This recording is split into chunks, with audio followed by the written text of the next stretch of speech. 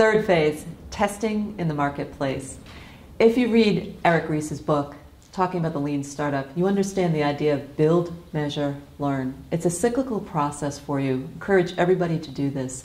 The reason you want to do this is because you're actually building a prototype and a mock-up, but you haven't tested it yet. So you need to take this prototype, mock-up, video, thing that you've built, whatever it is, and bring it to your target market. And that includes each customer base that you identified in the first phase.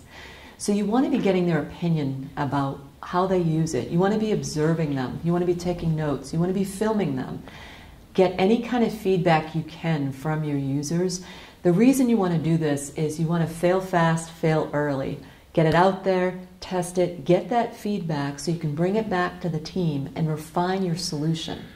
Now, in some cases, it's very cyclical. You go out in the marketplace and you realize in the cyclical process, you have to actually maybe pivot or change your idea. Perhaps 100% of your audience didn't buy your idea, couldn't use it, didn't like the solution, but maybe they gave you some suggestions.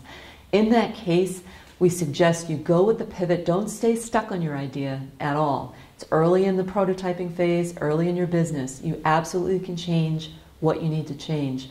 So part of it's going to be based on the customer base. Part of it could be a survey. You might have asked, how much would I pay for this service? Would you pay for this service? Perhaps the survey is giving you information about your business model. So some of the feedback may be about the it that you're building or making. Some of it could be about the service you're offering. And some of the feedback could be just genuinely about your business model. Would you actually buy it? It's one thing to have a cool idea, but the market may say, cool idea, wouldn't pay for it. It's another idea to have something and say, yes, I need this. I would actually use this. I would pay for it. Here's how much I would pay for it.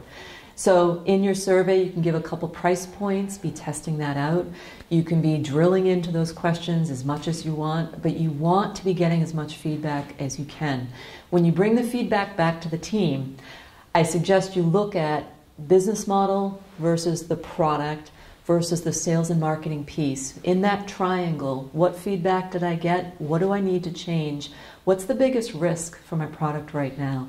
Once I identify those risks and the feedback and the volume of feedback I've received, then I can decide to move forward. So I encourage you, go into the market as much as you want. You can have cyclical, you can have different teammates taking the product into different locations, different industries, depending on where you're targeting. But keep in line with what you did in phase 1 and phase 2, which is align your product, personalize it, listen to your audience, and take the feedback and use that feedback in iterations of your product.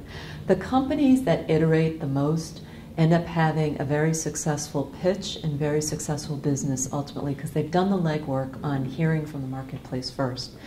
If you do more of the waterfall method, or if you do a longer life cycle of just build, build, build, and if we build it, they'll come, that's not a great validation point. You've actually taken up a lot of development time for not actually validating your idea. The risk you run is nobody wants to buy your product. So encourage the lean startup method. I encourage you to iterate and always go back to your customer market that you've defined in phase 1.